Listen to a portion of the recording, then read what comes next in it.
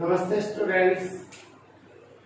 अपने last video में मादा युग्मकों विद अंडाशय बीजांड गुरु बीजाणु का निर्माण इन सब के बारे में पढ़ लिया था। तो अपन जनन भी कंप्लीट कर चुके और मादा जनन भी कंप्लीट कर चुके।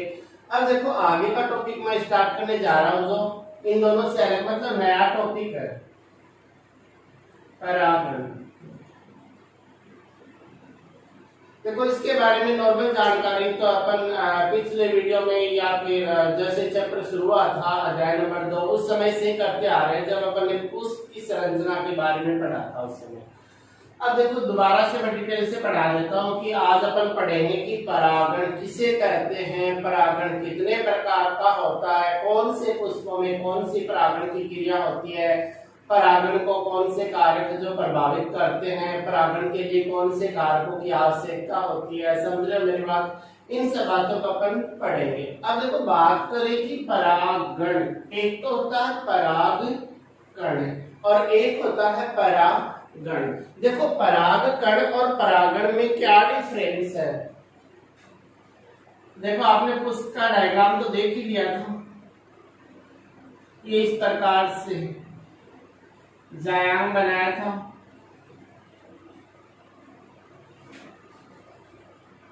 जायांग की स्ट्रक्चर बनाई थी आपने पुष्प की जब संरचना पढ़ी थी, और इस प्रकार से आपने पुमंग बनाया था और ये परागकोश था और ये पूतंतु था। इस प्रकार से संरचना पढ़ी थी। इसको बोल रहे थे अपन परागकोश, और इस परागकोश के अंदर भरे रहते हैं परागकण। समझ रहे हो मेरी बात?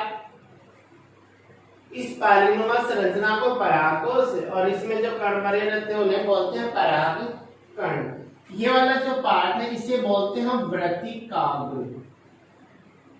क्या बोलते हो?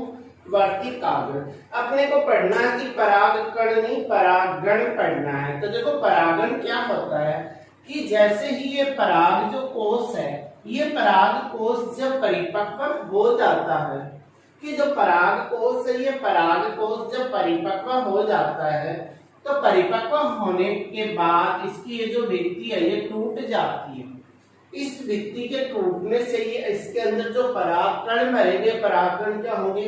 मुक्त होंगे।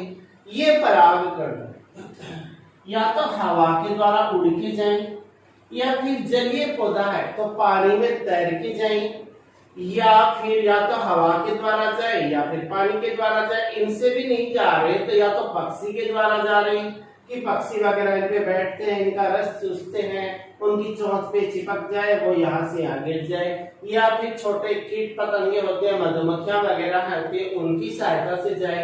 ये जो परागकण है यहाँ से निकल करके और यहाँ पर गिर जाए, कि यहां से निकल करके यहां गिर जाए, इस क्रिया को क्या बोला जाता है? परागण बोला जाता है। समझ रहे हो मेरी बात? तो आपसे पूछ किया जाए कि परागण किसे कहते हैं, तो अपन क्या करेंगे कि पराग कोश से पराग कणों का निकलकर पुष्प की वर्तिकाग्र पे गिरना ही क्या कहलाता है?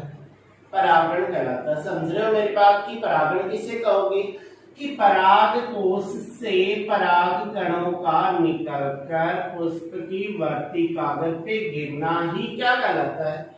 परागण कहलाता है। समझ रहे हो मेरी बात?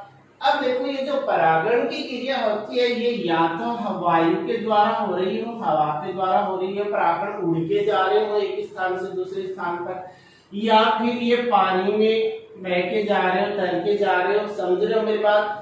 या फिर ये जो परागकण है वो मतलब कीट जो पतंगे होते हैं, कीटों के द्वारा जा रहे हो या फिर पक्षियों के द्वारा जा रहे हो, इन सब के माध्यम से यहाँ से यहाँ तक गिरते हैं। समझ लो मेरी बात? तो सीधा सा अपने को पूछा जाए कि परागकण किसे कहते हैं, तो अपन क्या बोलेंगे कि पराग कोश से परागकणों का निकलकर पुष्प की वर्तिकाग्र पे गिरना ही क्या कहलाता है? परागण कहलाता है। समझ रहे हो मेरी बात? अब देखो कि परागण की क्रिया में कौन कौन से पुष्प के पार्ट हैं वो पार्टिसिपेट करते हैं। एक तो परागकोश करता है, एक क्या करता है, वर्तिकाग्र करता है। अब जो पराग जो कोश है, इसमें जो पराग कण भरे हुए हैं, इन पराग कणों के अंदर क्या पाए जाते हैं, नर युग्मक पाए जाते हैं। देखो अगर आपको याद हो, एक या दो वीडियो पहले अपन ने पढ़ा था कि पराग कण होते हैं, पराग कणों के अंदर दो प्रकार की कोशिकाएं बनती हैं, कायिक कोशिका, जनन कोशिका। कायिक कोशिका और जनन कोशिका। कायिक कोशिका इस प्रकार से पराग नली का निर्माण करती है और जनन कोशिका चपटी हो जाती है, जो इसके अंदर जाकर के दो नर युग्मकों का क्या करती है, निर्माण करती है। इसका मतलब है कि जो नर युग्मक बने हैं वो किससे बने हैं, पराग कणों से बने, और पराग कणों के अंदर ये कायिक जनन कोशिका प्रेजेंट थी। समझ रहे हो मेरी बात? तो आपसे सीधा सा पूछ लिया जाए कि पुष्प में नर युग्मक का निर्माण कौन से भाग में होता है, तो आप क्या बताओगे, कहाँ होता है, पराग कणों के अंदर होता है। ये पूछ लिया जाए कौन सी कोशिकाओं से होता है, तो आप बोलोगे कौन सी कोशिकाओं से होता है, जनन कोशिकाओं से होता है। समझ रहे हो मेरी बात? कि पुष्प में परागकणों का निर्माण होता तो किसमें, परागकणों में होता है। किसके द्वारा होता है, जनन कोशिकाओं द्वारा होता है। समझ रहे हो मेरी बात? कहाँ होता है, पराग नली के अंदर होता है। समझ रहे हो मेरी बात? अब बात करें, ये तो नर युग्मक थे, अब मादा युग्मक की भी बात करें कि मादा युग्मक कहाँ बनता है। तो अगर अपन मादा युग्मक की बात करें तो देखो अपन ने इससे पिछले वीडियो में अपन ने पढ़ा था कि ये जो आपका जो बीजांडकाय है, बीजांडकाय के अंदर क्या पाया जाता है, भ्रूणकोश पाया जाता है। भ्रूणकोश में 3 कोशिकाएं यहाँ थी, 3 यहाँ थी और द्विगुणित केंद्रक था। तो इसी के अंदर क्या होता है, मादा युग्मक का निर्माण होता है। तो इस भाग को क्या बोल रहे थे, भ्रूणकोश बोल रहे थे। क्या बोल रहे थे अपन, भ्रूणकोश बोल रहे थे। तो आपसे पूछ लिया जाए कि मादा युग्मक का निर्माण कहाँ होता है, तो कहाँ होता है, भ्रूणकोश में होता है। समझ रहे हो मेरी बात? कहाँ होता है, भ्रूणकोश में होता है। समझ गए मेरी बात? की परागण क्या है, कि परागकोश से परागकण निकल के वर्तिकाग्र पे गिरने की क्रिया क्या है, परागण है। परागण की क्रिया किसके द्वारा हो सकती है, वायु द्वारा हो सकती है, पानी द्वारा हो सकती है, कीटों द्वारा हो सकती है, पक्षी द्वारा हो सकती है। समझ रहे हो मेरी बात? अब देखो आगे की बात करें कि पराग जो कण है, इन पराग कणों में नर युग्मक का निर्माण होता है, और जो भ्रूणकोश होता है वहां किसका निर्माण होता है, मादा युग्मक का निर्माण होता है। समझ रहे हो मेरी बात? अब देखो आगे की बात करें कि देखो जो परागण की जो क्रिया है वो कितने प्रकार की होती है। तो देखो परागण की क्रिया को अगर मोटे तौर पर अपन देखें तो परागण की क्रिया 2 प्रकार से होती है। अगर मोटे तौर पे देखा जाए तो परागण की क्रिया कितने प्रकार से होती है, 2 प्रकार से होती है। मोटे तौर पे 2 प्रकार से होती है। एक होता है स्वपरागण और एक होता है परपरागण। समझ रहे हो मेरी बात? की मोटे तौर पे देखें तो 2 ही प्रकार का होता है, स्वपरागण और परपरागण। समझ गए मेरी बात? की स्वपरागण क्या होता है, देखो स्वपरागण की अपन अगर बात करें तो स्वपरागण की बात करो तो ये तो देखो वर्तिकाग्र, ये आपका उमंग है, ये परागकोश है,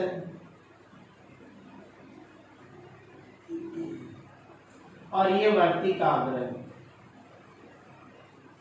या तो ये परागकण, ये पुष्प है, इसी पुष्प के परागकोश से इसी पुष्प की वर्तिकाग्र पे गिरे। मान लो ये मैं क्या हूँ, पौधा हूँ, पेड़ हूँ, मैं एक पेड़ हूँ और मेरे ये फ्लोर लगे हुए, एक फ्लोर ये लगा हुआ, एक फ्लोर ये लगा हुआ है।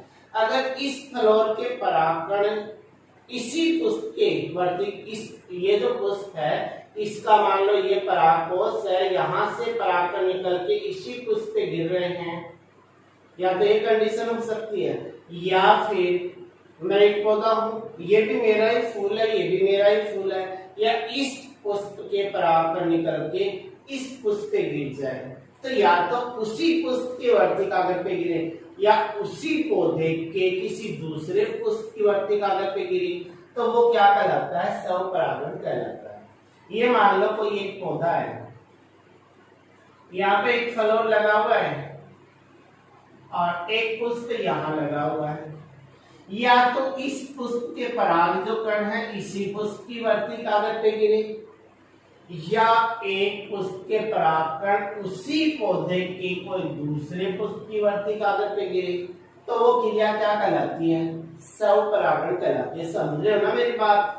कि स्व यानी खुद, स्व का अर्थ होता है खुद, यानी एक पुष्प के परागकण उसी पुष्प की वर्ती कागज पे गिरे या उसी पौधे के दूसरे पुष्प की वर्ती कागज पे गिरे, तो वो क्या कहलाएगा? स्वपरागण कहलाएगा। समझ रहे मेरी बात? तो स्वपरागण से आपसे परिभाषा पूछा जाए कि स्वपरागण किसे कहते हैं, तो आप क्या बोलोगे कि जब परागण की क्रिया उसी पौधे के परागकण उसी पुष्प की वर्ती कागज पे गिरे या उसी पुष्प के परागकण उसी पुष्प की वर्ती कागज पे गिरे, या फिर आप ऐसे बोल सकते हो कि एक पुष्प के परागकण उसी पौधे के दूसरे पुष्प की वर्ती कागज पे गिरे, तो वो प्रक्रिया क्या कहलाती है? स्वपरागण कहलाती है। समझ गए मेरी बात? अब देखो आगे की बात अपन करें। देखो स्वपरागण की जो क्रिया होती है, आपसे पूछ लिया जाए कि स्वपरागण की क्रिया कौन से पादपों में होती है, तो आप क्या बताओगे कि यहाँ के परागकण यही गिर रहे हैं, इसका मतलब इसमें नर वाला पार्ट भी है और मादा वाला पार्ट भी है। एक पुष्प के परागकण उसी की वर्ती कागज पे गिर रहे हैं, इसका मतलब उस पुष्प में क्या है? नर जननांग भी है और उसमें मादा जननांग भी है। जैसे अपन ने चैप्टर स्टार्ट किया था उस समय मैंने बताया था, एक तो एक लिंगी पौधे होते हैं, एक द्विलिंगी पौधे होते हैं। अगर कोई किसी भी पुष्प के अंदर नर और मादा जनन अंग एक ही पुष्प में है, तो वो क्या है? द्विलिंगी है कि दोनों लिंग एक ही पुष्प में है। अगर किसी भी पुष्प में नर जननांग अलग पुष्प में, मादा जननांग अलग पुष्प में है, तो वो क्या होगा? एक लिंगी होगा। अच्छा, यहाँ से यही गिर रहे हैं तो ये पुष्प कैसा होगा? द्विलिंगी होगा या नहीं होगा? होगा। तो इसका मतलब आप ये बोल सकते हो कि स्वपरागण की जो क्रिया होती है उसके लिए ये जरूरी होता है कि पुष्प कैसा होना चाहिए? द्विलिंगी पुष्प होना चाहिए। अगर द्विलिंगी पुष्प नहीं होगा तो स्वपरागण की क्रिया नहीं होगी। समझ रहे हो मेरी बात? समझ गए ना कि स्वपरागण क्या है? कि एक पुष्प के परागकण उसी पुष्प की वर्ती कागज पे गिरे या उसी पौधे के दूसरे पुष्प की वर्ती कागज पे गिरे, तो वो स्वपरागण। स्वपरागण कौन से पौधों में पाया जाता है? द्विलिंगी पौधों में पाया जाता है कि उसी पुष्प में क्या हो? नर जननांग हो और उसी पुष्प में मादा जनन अंग हो। समझ गए मेरी बात? अब देखो दो कंडीशन बढ़ रही, एक तो उसी पुष्प पे गिर रहे हैं और एक उसी पौधे के दूसरे पुष्प पे गिर रहे हैं, तो दो कंडीशन बन रही है। दो कंडीशन बन रही है, इसका मतलब जो स्वपरागण जो होता है वो स्वपरागण भी दो प्रकार का होता है। समझ रहे हो मेरी बात? की स्वपरागण होता है वो भी दो प्रकार का होता है। अब वो दो प्रकार का कौन सा होता है? एक होता है सवयुग्मन और एक होता है सजात पुष्पी परागण। एक होता है सवयुग्मन और एक होता है सजात पुष्पी परागण। अब देखो सवयुग्मन, सव यानी खुद, युग्मन खुद के युग्मकों का ही युग्मन हो जाना क्या कहलाएगा? सवयुग्मन। जिससे देखो कोई पुष्प है, ये कोई पुष्प है,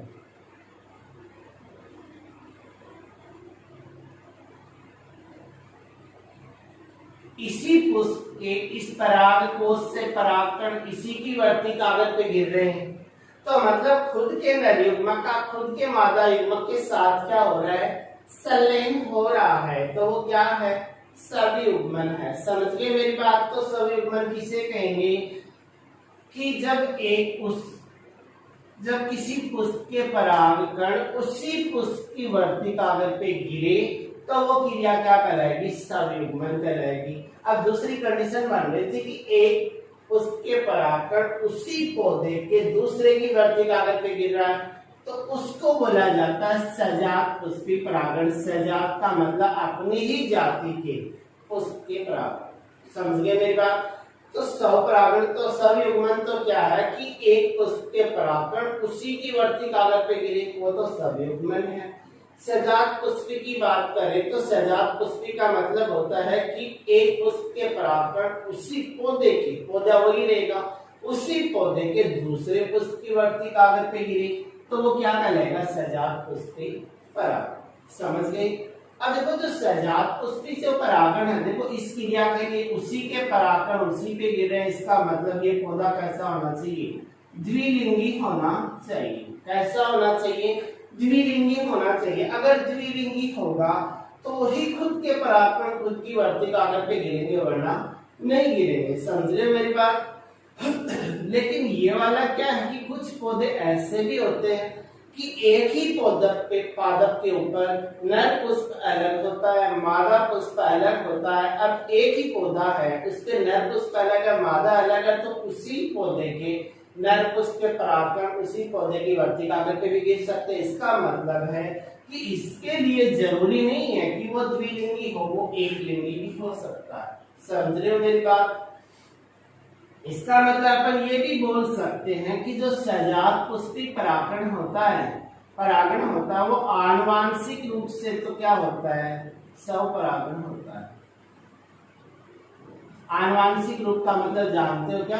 कि उसी पौधे के परागकण उसी के दूसरे पुष्प पे गिर रहे हैं, दूसरे पे गिर तो रहे लेकिन पुष्प है तो उसी पौधे के। इसका मतलब है कि दोनों जो पुष्प है उनका आनुवांशिक रूप से संघन क्या है? समान है। इसका मतलब वो आनुवांशिक रूप से तो क्या है? स्वपरागण है। लेकिन क्रियात्मक रूप की बात करें, क्रियात्मक रूप की बात करें तो अपन इसे बोलते हैं परपरागण। किसमें काउंट करते हो? परपरागण। क्यों? क्योंकि उसी पौधे उसी पुष्प पे नहीं गिर रहे, उसी पौधे के दूसरे पुष्प पे गिर रहे, तो क्रिया क्या हो रही है? चेंज हो रही है। आनुवांशिक रूप से तो बराबर नहीं है लेकिन क्रिया क्या हो रही है? अलग हो रही है। इसके अंदर उसी पे गिर रहे हैं और इसमें दूसरे पे जाके गिर रहे हैं, तो क्रिया में क्या आ रहा है? अंतर आ रहा है। तो इसका मतलब क्रियात्मक रूप से क्या है? ये परपरागण। आपसे पूछ लिया जाता है कि क्रियात्मक रूप से सजात पुष्पी परागण कैसा परागण है, तो आप क्या बोलोगे? परपरागण है। समझ गए मेरी बात? आनुवांशिक रूप से कैसा परागण है तो आप क्या बोलोगे? सजात पुष्पी परागण है। समझ गए मेरी बात? अब देखो परपरागण की बात करें। परपरागण का मतलब क्या होता है? कि परपरागण का मतलब है कि एक पौधे के परागकण किसी दूसरे पौधे पे जाके गिरे, मतलब एक ही जाति के होते हैं वो भी, कि एक पौधे के परागकण अपनी ही जाति के किसी दूसरे पौधे पे जाके गिरे, तो उस परागण को क्या कहा जाता है? परपरागण कहा जाता है। इसे पर निषेचन भी बोलते हैं। क्या बोलते हैं? इसे ही पर निषेचन भी बोला जाता है। इसे ही पर निषेचन भी बोला जाता है। समझ गए मेरी बात? तो अपन क्या बोलेंगे कि परपरागण किसे कहेंगे? कि जब एक पौधे के परागकण उसी जाति के दूसरे पौधे पे गिर रहे हैं तो उस क्रिया को बोला जाता है परपरागण या पर निषेचन। अब दूसरे पौधे पे जाके क्यों गिर रहे हैं? क्यों? अगर वो पौधा द्विलिंगी होता तो उसी पे गिर जाते, इसका मतलब वो पौधा क्या है? एक लिंगी है। तो आप ये बोल सकते हो कि परपरागण की क्रिया होती है वो कौन से पौधों में होती है? एक लिंगी पुष्पों में होती है। कौन से पुष्पों में होगी? एक लिंगी पुष्प में होगी। समझ रहे हो मेरी बात? तो देखो मुख्य रूप से देखें तो एक प्रकार तो ये बनता है, दो प्रकार ये बनता है और तीसरा टाइप आपका ये बनता है। तो आपकी जो बुक है एनसीईआरटी के अकॉर्डिंग आपसे पूछा जाए तो अपना जो बोर्ड का जो सिलेबस है वो एनसीईआरटी है। तो आपसे सीधा पूछा जाए कि परागण कितने प्रकार का होता है तो आप 3 प्रकार का ही बताओगे। कितने टाइप का बताओगे? 3 टाइप का। कौन कौन सा? संयुग्मन, सजात पुष्टि परागण और पर निषेचनिया पर परागण। समझ गए मेरी बात? ये इसी के टाइप होते हैं। समझ गए क्या? एक बार मैं दोबारा रिपीट कर देता हूं कि परागण किसे कहते हैं कि कोई भी पुष्प है उसके परागकण परागकोश से निकलकर उसकी वर्ती कागज पे गिरने की क्रिया क्या है? परागण है कि पराग कणों का परागकोश से निकलकर वर्ती कागज पे गिरना क्या है? परागण है। अब बात करें कि परागण दो प्रकार से, स्वपरागण और परपरागण। अपने को तीन टाइप का ही पढ़ना है कि परागण कितने प्रकार का होता है? तीन प्रकार का। इनको भूल जाना कि परागण कितने प्रकार का? तीन प्रकार का। एक स्वयुग्मन। स्वयुग्मन का मतलब कि वो परागण जिसमें एक पुष्प के परागण उसी पुष्प की वर्ती कागज पे गिरे तो कहलाएगा स्वपरागण, स्वयुग्मन। क्या कहलाएगा? स्वयुग्मन। सजात पुष्प की बात करें तो एक पुष्प के परागण उसी पौधे के दूसरे पुष्प पे गिरे तो वो क्या कहलाएगा? सजात पुष्पी कहलाएगा। और परपरागण की बात करें तो परपरागण जो होता है कि एक पुष्प के परागण उसी जाति का पौधा हो लेकिन वो दूसरा पौधा हो, दूसरे पौधे की वर्ती कागज पे गिरे तो वो क्या कहलाएगा? परपरागण कहलाएगा। समझ गए मेरी बात? अब यहाँ से देखो डिफरेंट भी आपको नजर आ रहा होगा। आपसे पूछ लिया जाए कि स्वपरागण और परपरागण में अंतर क्या है, तो इन दोनों में देखो क्या अंतर है कि इसमें तो क्या होता है कि या तो परागकण उसी पौधे की वर्ती कागज पे गिरते हैं, उसी पुष्प की वर्ती कागज पे गिरते हैं, या फिर उसी पौधे के दूसरे पुष्प की वर्ती कागज पे गिरते हैं। मतलब एक ही पौधे में होता है। कौन सा? स्वपरागण। लेकिन परपरागण की क्रिया दो पौधों के बीच होती है। एक पुष्प पौधे के पुष्प के परागण दूसरे पौधे पे जाके गिरे तो इसका मतलब है कि स्वपरागण के लिए एक पौधे से भी काम चल जाएगा, लेकिन परपरागण के लिए कम से कम कितने पौधे चाहिए? दो पौधे चाहिए। इसका मतलब है कि स्वपरागण की क्रिया एक ही पादप में संपन्न होती है लेकिन परपरागण की क्रिया दो पादपों के बीच संपन्न होती है। समझ गए मेरी बात? एक डिफरेंट हुआ। दूसरा आप इसका डेफिनेशन का भी देख सकते हो कि स्वपरागण के दौरान एक पुष्प के परागण उसी पुष्प की वर्ती कागज पे गिरते हैं या फिर उसी पौधे के दूसरे पुष्प की वर्ती कागज पे गिरते हैं। लेकिन इसमें क्या होता है कि एक पौधे के पुष्प के परागण दूसरे पौधे की वर्ती कागज उसी जाति के दूसरे पौधे की वर्ती कागज पे गिरते हैं। तीसरा पॉइंट आप ये भी बना सकते हो कि जो स्वपरागण है वो द्विलिंगी पुष्पों में होता है, जबकि परपरागण की क्रिया होती है वो एक लिंगी पुष्पों में होती है। समझ रहे हो मेरी बात? एक लिंगी पुष्पों में होती है। अच्छा, यहाँ से भी आपको डिफरेंट नजर आ रहा होगा कि स्वयुग्मन और सजात पुष्पी परागण में क्या अंतर? वैसे दोनों एक ही टाइप है लेकिन फिर भी आपको नजर तो आ ही रहा होगा कि स्वयुग्मन और सजात पुष्पी परागण में क्या अंतर। आपसे पूछ लिया जाए फिर बोलते हो कि हमारे वाले सर ने तो हमें बताया ही नहीं, है ना, उन्होंने तो सीधा ही गया था। अब आप खुद भी निकाल सकते हो कि स्वयुग्मन क्या होता है कि स्वयुग्मन की क्रिया के दौरान एक पुष्प के परागकण उसी पुष्प की वर्ती कागज पे गिरते हैं, जबकि सजात पुष्पी परागण की क्रिया के दौरान एक पुष्प के परागकण उसी पौधे के दूसरे पुष्प की वर्ती कागज पे गिरते हैं। समझ रहे मेरी बात? अगर दूसरा डिफरेंट आप निकालना चाहो तो स्वपरागण स्वयुग्मन की जो क्रिया वो द्विलिंगी होना जरूरी है, लेकिन इसके लिए जरूरी नहीं है, एक लिंगी भी चल सकता है। कि एक लिंगी मतलब कई कुछ पौधे ऐसे भी होते हैं जिसमें नर और मादा एक ही पौधे पे होते हैं, इसका मतलब उनमें भी क्या हो सकता है? सजात पुष्पी हो सकता है। इसका मतलब आप बोल सकते हो कि एक लिंगी द्विलिंगी दोनों में होती है। तीसरा डिफरेंट आप ये बोल सकते हो कि ये जो परागण है ये स्वपरागण ही होता है, लेकिन ये वाला जो परागण है क्रियात्मक रूप से किसमें शामिल होता है? परपरागण में भी शामिल होता है। समझ गए मेरी बात? तो शायद आपको, मुझे लग रहा है कि यहाँ तक अच्छा से समझ में आ गया होगा। अब देखो आगे के कुछ दो पॉइंट हैं उनके बारे में अपन चर्चा करें।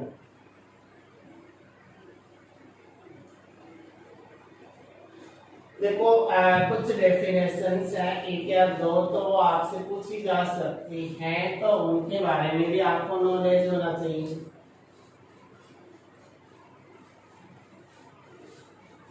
समझ रहे हो ना मेरी बात? अब देखो आगे की पॉइंट की बात करें तो कुछ जो पुष्प होते हैं ना, उन पुष्पों को भी दो भागों में बांट सकते हो। कुछ पुष्पों को, सभी को नहीं, कुछ अपवाद होते हैं। एक तो होते हैं उन्मील परागणी पुष्प, उन्मील परागणी पुष्प, और एक होते हैं अनोन्मील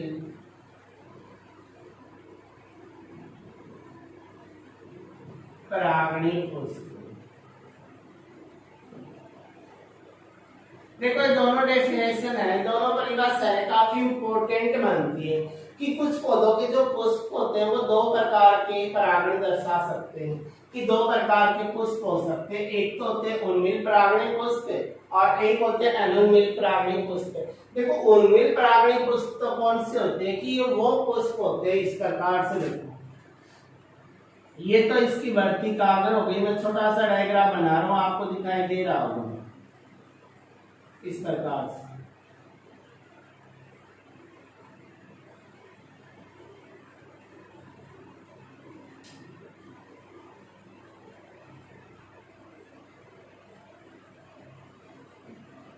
एक तो ये पुष्प है और एक ये पुष्प है।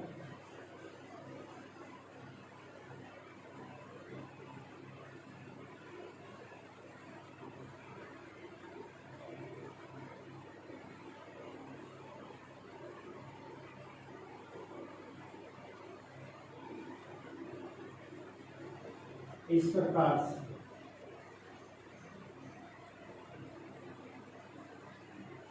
इस प्रकार से। अब देखो इन दोनों में डिफरेंट क्या है, ये वाला जो पुष्प है इसका परागकोश है, वर्तिकाग्र, ये खुला है, इनके आवरण नहीं है, अनावृत है। समझ रहे मेरी बात कि अगर इस पुष्प को देखा जाए तो इसका जो परागकोश है, वर्तिकाग्र है, इनपे कोई आवरण है क्या? नहीं है, ये खुला पड़ा है। तो इसका मतलब है कि ये जो पुष्प है उस पुष्प के जो पराग है, अब इस पुष्प को देखो, एक तो इसको देखो, इसके सब क्या है? बंद है। ये वाला पुष्प तो होता है उन्मील परागणी पुष्प और ये वाला जो पुष्प होता है वो होता है अनोन्मील परागणी पुष्प। अब देखो इन दोनों की डेफिनेशन अगर अपन निकालना चाहें तो देखो इनको देख के आप परिभाषा इनकी निकाल सकते हो। देखो इसको देखो, ये इसका परागकोश है, ये इसकी वर्तिकाग्र है। अब इन पे कोई आवरण है क्या? नहीं है ना। इसका मतलब है कि परागकोश और वर्तिकाग्र दोनों क्या होते हैं? अनावृत होते हैं, कोई आवरण नहीं होता है। तो वो पुष्प तो होता है अनोन्मील परागणी पुष्प। या इस बात को आप ऐसे भी बोल सकते हो कि वे पुष्प जो क्या होते हैं? खुले होते हैं। क्या हो? कि वे पुष्प जो खुले हो, पंखुड़ियों में से खुले रूप में हो, तो वो तो कहलाएंगे उन्मील परागणी पुष्प। समझ रहे मेरी बात? और अनोन्मील परागणी की बात करें तो देखो इन पुष्पों में क्या होता है कि इन पुष्पों में जो ये जो परागकोश है, ये वर्तिकाग्र है, ये क्या है? इस आवरण से ढके हुए। इसका मतलब है कि परागकोश और वर्तिकाग्र के ऊपर क्या पाया जाता है? आवरण प्रेजेंट होता है। तो वो पुष्प कौन से होते हैं? अनोन्मील परागणी पुष्प। अब दूसरी बात देखें तो आप ये भी बोल सकते हो कि ये वाले पुष्प होते हैं वो क्या होते हैं? बंद होते हैं, खुले नहीं होते। तो वो पुष्प कौन से होंगे? अनोन्मील परागणी पुष्प। समझ रहे हो मेरी बात? अब देखो बात करें आगे की, तो आपसे ये पूछ लिया जाए कि अनोन्मील परागणी जो पुष्प होता है उनमें परागण कौन से टाइप का होता है। अब देखो अगर अपन थोड़ा सा दिमाग अगर काम में लें कि ये जो पुष्प है, ये पुष्प तो बंद पड़ा हुआ है। अगर बंद पड़ा है, अगर अपन पर परागण की बात करें तो पर परागण में तो कोई दूसरे पुष्प के परागण गिरेंगे। अब ये तो बंद ही पड़ा है, तो दूसरे पुष्प के परागण इसके अंदर गिर सकते हैं क्या? नहीं गिर सकते ना। इसका मतलब इसमें पर परागण तो नहीं हो सकता। तो फिर कौन सा हो सकता है? इसमें स्व परागण हो सकता है। कौन सा परागण हो सकता है? स्व परागण। स्व परागण कैसे हो सकता है कि पुष्प खुले या ना खुले, लेकिन इसका जो परागकोश जब भी परिपक्व होगा तो परागण मुक्त जरूर होंगे और वो परागकोश के अंदर ही है। और वर्ती कागज भी अंदर ही। तो परागकण जब ये फटेगा तो यहाँ से यहाँ गिर सकते हैं, आसानी से गिर सकते हैं, कोई दिक्कत नहीं है इनको। इसका मतलब है कि उसी पुष्प की वर्ती कागज पे गिर रहे हैं, तो वो कौन सा है? स्वपरागण। और स्वपरागण में भी कौन सा परागण है? स्वयुग्मन। समझ रहे हो मेरी बात? तो आप ये भी बोल सकते हो कि अनुन्मील परागणित जो पुष्प होते हैं उनमें स्वपरागण होता है। स्वपरागण में भी देखा जाए तो कौन सा होगा? स्वयुग्मन होता है। समझ गए मेरी बात? आपसे क्वेश्चन पूछ लिया जाता है कि अनुन्मील परागणी पुष्प किसे कहा जाता है? इन पुष्पों में परागण कौन से प्रकार का होता है और क्यों होता है? तो आप क्या बोलोगे कि जो अनुन्मील परागणी पुष्प किसे कहते हैं? कि वो पुष्प जिनका परागकोश और वर्ती कागज पे क्या होता है? आवरण पाया जाता है या पुष्प बंद होता है, तो वो पुष्प क्या कहलाएगा? अनुन्मील परागणी पुष्प। अब इनमें परागण कौन से प्रकार का होता है? इनमें स्वपरागण होता है। स्वपरागण में भी कौन सा होता है? स्वयुग्मन होता है। तो स्वयुग्मन क्यों होता है? क्योंकि एक ही पुष्प के अंदर परागकोश और वर्ती कागज दोनों प्रेजेंट हैं। परागकोश और वर्ती कागज दोनों प्रेजेंट है, दोनों प्रेजेंट है, पुष्प बंद है। बंद है तो दूसरे पुष्प के परागकण तो अंदर प्रवेश कर नहीं सकते। इसका मतलब उसी पुष्प के परागकण अंदर प्रवेश करेंगे तो होने वाला परागण कौन सा होगा? स्वयुग्मन होगा। समझ गए मेरी बात? तीसरी बात आप ये भी दे सकते हो कि ये अनुन्मील परागणी जो पुष्प है ये बंद है, तो वर्ती कागज भी अंदर होगा, ये भी अंदर होगा। इसका मतलब पुष्प क्या होगा? द्विलिंगी होगा।